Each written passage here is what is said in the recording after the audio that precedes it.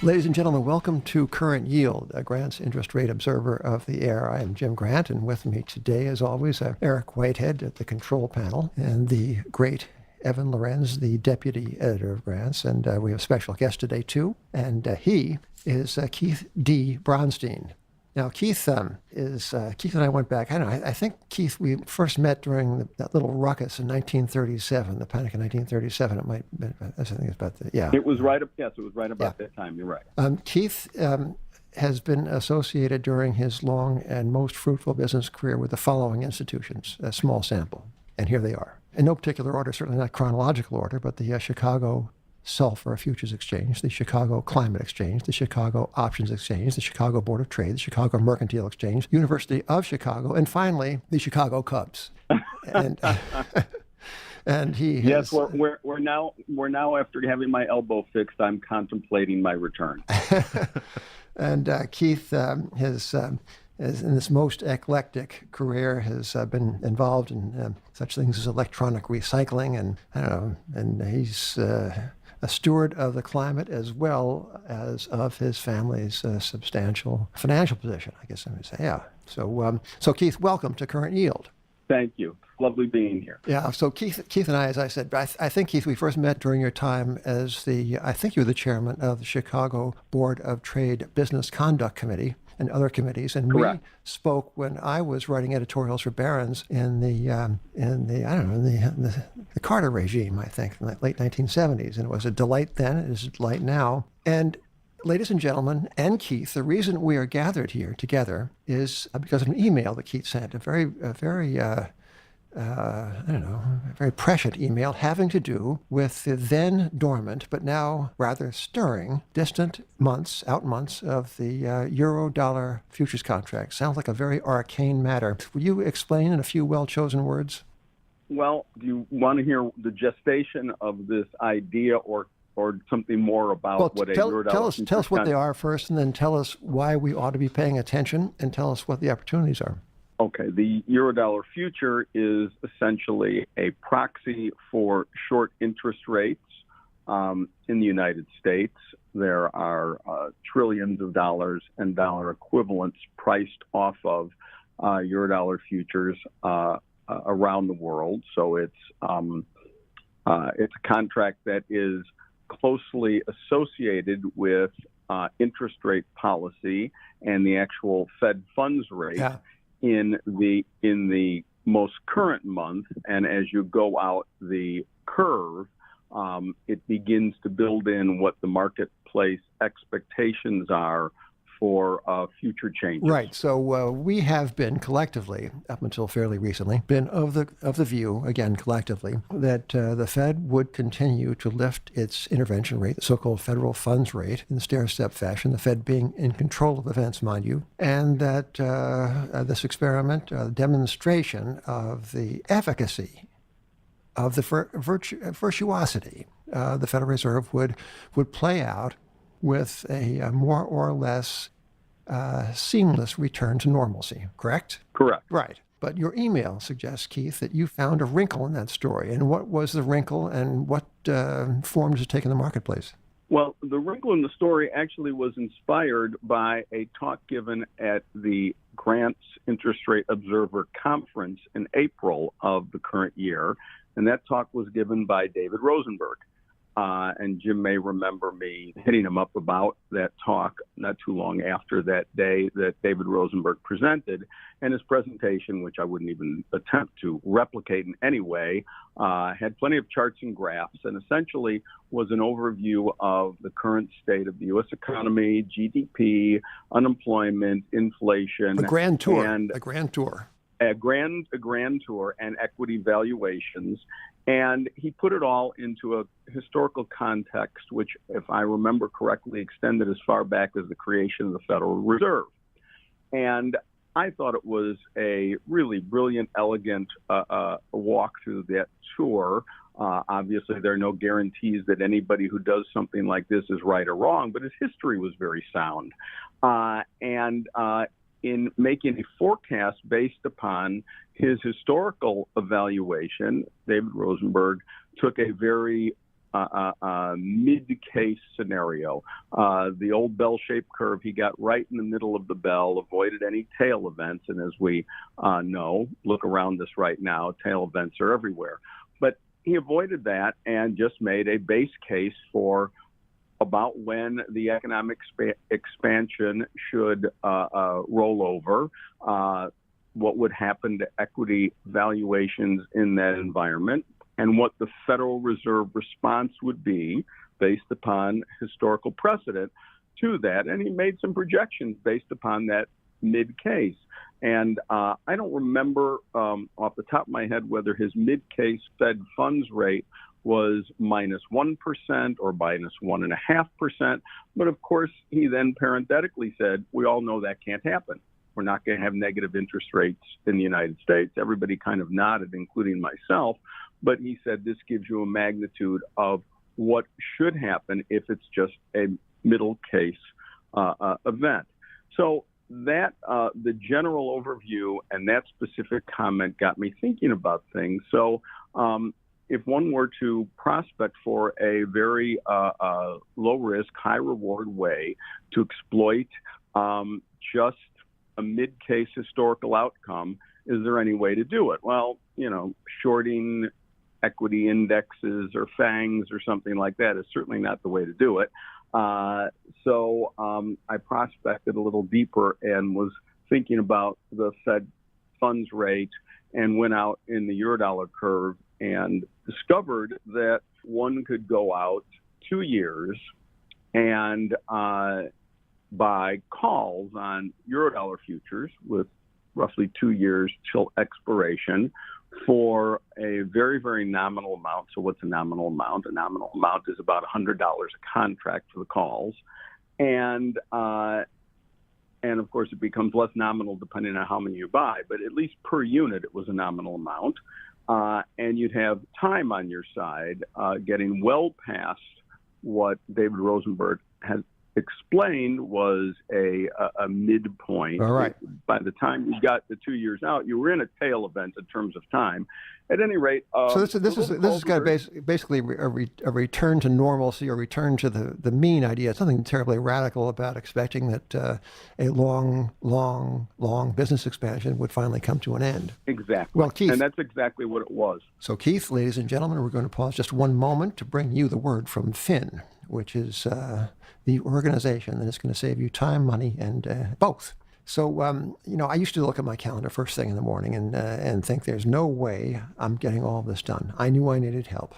And that's why some of us have started using Fin as our personal assistant. Well, you don't need to spend your time recruiting, training, and managing an assistant, or to call up Kelly Girls, which I think is, first of all, you couldn't make that call today. It doesn't exist, and the very name is anathema, but never mind. You don't need an assistant. What you do need is Fin. You schedule meetings with coworkers or clients, answer calls, handle travel plans for your business trips, find and book service providers to fix things around the office. That is, if you don't have Eric Whitehead working for you. And then prospect for new business opportunities. So Fin does everything a great assistant can without the cost and commitment of a full-time hire. So if you're someone who doesn't have 40 hours of work every week, you pay for only what you use. Fin is available 24/7, 365 days a year. Never calling in sick. Got that, Eric? Never calling in sick or taking time off to visit obscure capitals of totalitarian regimes. So Fin has saved us 10 plus hours per week, and we know Fin will help you be more productive so you can grow your business. That's why I've arranged for you, all of you, to try Fin for free. Just use my link, Fin, fin.com/grant. That's Fin, fin.com/grant. Try Fin for free, fin.com/grant. So Keith, as we speak, there have been some disturbances in the equity market. And Evan Lorenz, who was sitting directly across from me, called my attention to what seems like a peculiar, indeed, in some respects, an Orwellian phrase. And Evan, why don't you fill in the listeners about what has been going on in Keith's neck of the woods in Chicago? Well, it's not just Chicago, it's the world. So the other night we learned that the chief financial officer of Huawei, which is one of the largest tech companies in China, was arrested in Canada on the behest of the U.S. This follows the weekend announcement that President Xi Jinping and President Trump are going to have a thawing in trade relations. This caused many people to panic and fear. And as the CME was opening up the equity market futures, there were way more sellers than buyers. So, and they halted the market something like 40 times so they could actually find more buyers than sellers, but they just kept on finding more sellers, and the markets kept selling off. Okay, so Keith, what about velocity exit events? Did they have any when you were on the board of the Chicago Board of Trade? No, that's so. We had occasional velocity, but the marketplace seemed to find a way to find a market clearing price, and so it self-exited, if you will. So what do you make of this, Keith? As a long time not only a participant in, but also a governor of futures markets. Is this something new and different, or is this part and parcel of what we have come to expect? Well, I'll start with a little preamble that I'm very much a free market, dare I say, libertarian, and am always suspect of the heavy hand of regulation. Having said that, I think that I have had a burr in my saddle for years about what I'll just describe as VIX products. Now, VIX products aren't simply VIX. They are the vapor sun, rub, right? Water. So, Pardon? VIX vapor rub or something else? Yes. VIX volatility products. Okay. And the problem I've had with these products are that I go back to the old school belief that when we're talking about equity markets, we're talking about performing a function of capital formation and allowing for a transference of risk between owners and who don't want to be an owner any longer and new owners. When you talk about commodity futures markets, you are talking about that's a fringe item. It's more of a transference of risk between producers and consumers, and investors/speculators are there to facilitate that risk transference and also take on that risk when there's an imbalance between who wants to hold it and who doesn't in the actual use and production cycle of a commodity. I have read tomes by PhDs. I've listened to exchange officials and innumerable fund managers who are proponents of VIX products, all because they make money promoting the products. I've yet to be convinced that these products produce any of the things that I mentioned, which is why these markets exist. So they've grown and spiraled, and more capital has been committed to just a devotion to VIX products. Keith, first of all, I got the term wrong. It's velocity logic event. It's a term that just rolls off the brain, and it connotes no real information, but it means that we didn't like where the prices were, so we're shutting down the market, and please reevaluate your bids. But they shut down the market something like 40 times last night because there were too many sellers. First question, does the CME, whenever it's sees the E-minis for the S&P 500 start rising too much, do they actually shut down the market so they can find more sellers? No. Why is that? Why is there not a symmetrical look, for velocity on the upside is velocity on the downside? Does velocity on the downside the only kind of velocity that counts? I think that downside velocity is viewed as harmful, and the entire thing is an Orwellian conception. It is. You said regulation, but this isn't the CFTC or the SEC coming to the CME saying, we really don't like the prices today. This is the exchange itself saying, we don't like the prices today. Basically, that's true. Now, they're doing it under the guise of market stability, and they're, implied here is that instability is bad when it occurs with prices declining. Instability is not considered instability when prices rise. So at Grants, we call the downside the value restoration project. And it looks like it's laboring under a great deal of opposition.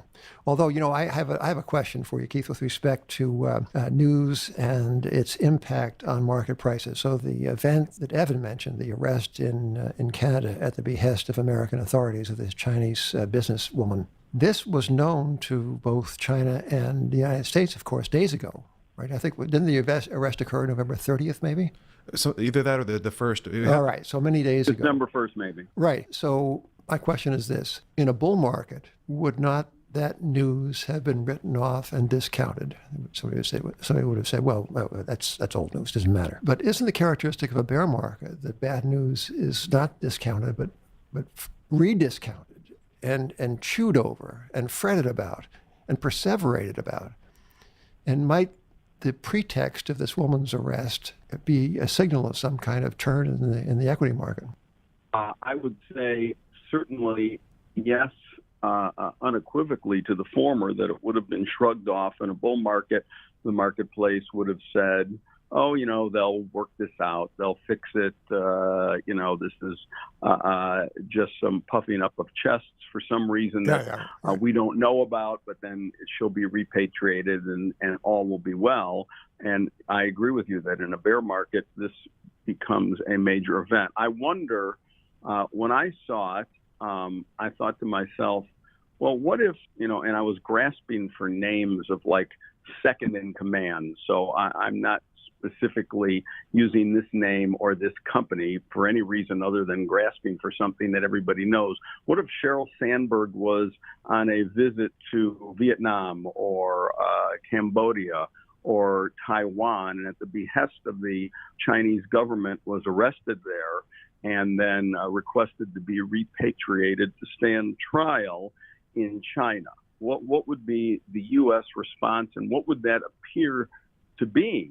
I think not a few privacy advocates would actually rally on that one. Yeah, I think it would appear to be a pretty nasty thing. So I don't know the details of this, but if that's a reasonable metaphor for the situation, maybe they're just going to, turn around and bring her into the United States and say, you all have been bad, and we're going to continue to punish your company by not allowing them free access to our markets. And now, get on a plane and go back to China, and you're not allowed to come here anymore. Okay, Keith, you are Keith, as a just now professed to us believer in price discovery and in free markets. All right, since 2008, 2009, thereabouts, the world's interest rate markets have, I would say, not been free, but rather have been under the thumb of central bank regulation, and perhaps one could say, in fact, I will now say it, under the thumb of central bank suppression. Now, if that is true, and I know it's a contentious point, but if indeed interest rates have been suppressed for 10 years, the most critical prices perhaps in capitalism, interest rates, if they have been suppressed for this length of time, what might be the consequences in the capital markets? Well, I'd start by saying debt trumps equity. And in virtually every cycle that has been true. And the consequences in the capital markets, we're very slowly beginning to see many of them now. If you look at what's going on with corporate triple Bs, with the potential for municipal tension in the ability to borrow and the ability to meet obligations for municipalities. Pension funds are underfunded, as is the pension fund guarantee fund. And in a way, with QT progressing, we're certainly seeing a destruction of liquidity. The liquidity was artificial, which is the point you're making. And the response to that, and particularly because of the length of time of that artificiality, I think we're seeing it now. I mean, how many trillions of dollars? I mean, there are definitive numbers on this. How many trillions of dollars were used for stock buybacks and for dividends that were essentially funded by debt by not necessarily the most creditworthy corporate entities? All of these things are beginning to bubble up, and my guess would be that there will be critical problems that will show up in the high yield market. Okay, let's get back to Keith. Let's get back to the Eurodollar futures markets. So the Fed, has its institutional dignity to defend. It is on a course to normalize, and there have been a few throat-clearing speeches by senior Fed officials indicating that they certainly are data dependent, and they are certainly not bound and determined to do what they had indicated they might do. They are sensitive and thoughtful people. All right. So is this not the preface perhaps to a reversal in monetary policy. And let us say that instead of throat clearing, these same Fed officials come out and say, we are going to reverse course. What happens? Well, I've been working with my own personal, I'm not even going to use the term for myself, dot plot. Oh, for Pete's sake. But I've been working with my own and some colleagues who've been working with our own level of expectations in looking at the Eurodollar market and looking at Fed expectations. And right now what the Eurodollar market has done is we are down to the point when you look at the term structure there that it is pricing in at the most a 25 basis point rise during this month, and that's it. However, with what is going on today, it's even beginning to whittle away at the likelihood of that 25 basis point rise. And I would add that if the 25 basis point rise occurs, and I still would say I think it will, barring a real meltdown from this level in equities, I really think if the S&P is trading with a 25 handle when they have their meeting, I'd be very surprised if they raise 25 basis points. It'll all be then in the statements and the press conferences, et cetera. But the market is, at the very least now, beginning to price it in as the last raise in this cycle. And what will happen to Eurodollar futures is that further out on the curve, meaning from, let's say, DCIV 19 out through the 2020 expirations, they will have a big leg up. Keith, and in addition to many other things, you're an expert on the agricultural commodities market. And when China reciprocated with tariffs on U.S. ag exports, soy went from over $10 a bushel to below even $9. Right now, it's just at $9. Even though China's agreed to actually start buying, more U.S. commodities, including soybeans, it doesn't seem like the soy complex has responded. And looking out at the contract curve out to January 2021, there's not a single point along it where the market's expecting soy to get back above $10 a bushel. Like, is this the market saying that the trade negotiations aren't going through? Is there something happening in the ag market? What do you see happening, and what does this mean for, I guess, the American farmer and for American and China policy? I think what the market is saying here is that part of it is a China trade expectation, but it's woven into what the world supply of soybeans are. And Brazil has been able to, Argentina, Brazil, Paraguay, Uruguay, but principally Brazil, have been able to fill this gap of need by China and by the rest of the world, for that matter, has been able to fill this gap much better than the marketplace had, I'll say, hoped for. If you're an American farmer, they've certainly disappointed you by their ability to step into the void. Their production continues to rise. There are tens of millions of uncultivated acres in Brazil, which can be put into cultivation if the profitability for that cultivation exists. Is this now a permanent loss for Illinois, Nebraska, Iowa? Tremendous. The U.S. soybean economy is on a knife's edge. Now, I'm not saying that we have to have a worst case outcome. I'm not saying that at all. I'm saying we are facing down a potential worst case outcome. I have a very strong historical metaphor for this. In 1973, not ancient history, in 1973, Richard Nixon put in place an embargo on U.S. soybean exports. The U.S. was, quote unquote, running out, and he was encouraged by whoever were the opinion formers at that time to just embargo soybean exports until our new crop arrived. So the embargo went in place, if I remember, around June of 1973, and it was lifted by the fall of 1973. But that embargo sent a shockwave through world consumers of soybeans, and the Brazilian soybean industry was, when I mean it was in its infancy, there were a handful of seeds in the ground, principally being guided by Peace Corps workers from the U.S. with agricultural backgrounds that were helping Brazil raise itself. And it were particularly Japanese multinational firms that invested heavily in generating soybean production in Brazil, financing the generating of soybean production because they didn't want to ever be faced with that loaded gun pointing at them again, saying you can't have any. So the U.S. soybean economy went through a very bad period of years. It got a slight lift in 1974 because we had a horrific drought. So therefore, production fell, prices rose, but that was unsustainable. It was a matter of months, if I remember correctly. And we really fell off a cliff. And it took until well into the 1980s to rebuild our position of being the principal supplier, the go-to guy for world soybean users.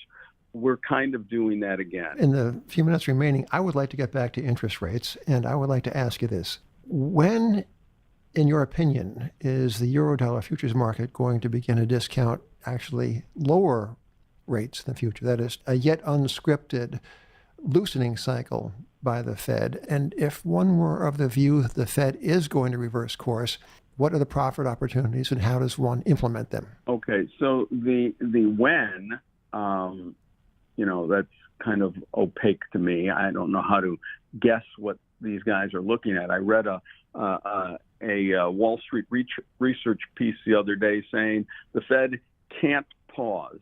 I emphasize the word can't pause because the unemployment rate will fall to 2%. Uh-huh.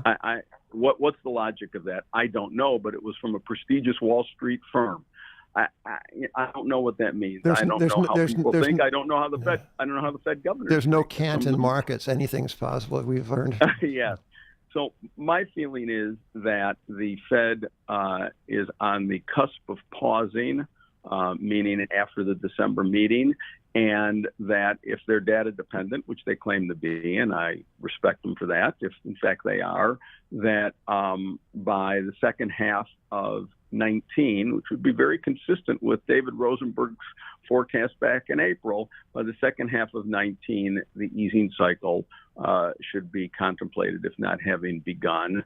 And the opportunity is I would continue, I wouldn't be a buyer of anything today, but I would continue to be a buyer of calls on June 2020 SEP, DEES 2020 Eurodollar futures, and probably the calls I would be looking at now, given the way the market has moved, is 97.5 or 98 calls, or anything in between, would be the optimal purchase now. A week or so ago, 97.5, even down to 97 was doable, but prices have moved. So that's there's my time and price expectation, subject to change. Well, to give one would be generous. To give both is extravagant. So, Keith Pronstein, thank you for being with us, and ladies and gentlemen, thank you for listening. Hey, and I guess a word about grants. Keith, do you know that next week we are moving our office to 233 Broadway, the Woolworth Building in Lower Manhattan, which is where it all started here at Grants 35 years ago. And people say, I don't know where they get this. Some people say I'm like bearish, always negative. I have signed at the age of 72 a 10-year lease.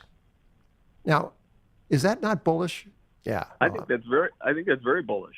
That might go beyond bullish to reckless, but it has happened. So, ladies and gentlemen, thank you again for listening and for listening to this last advertorial. And Keith, I'll talk to you soon. Thank you, Jim. Good to talk to you, Evan. Okay. Thank Bye-bye. you. Happy and merry, Keith. So long. You too. Bye.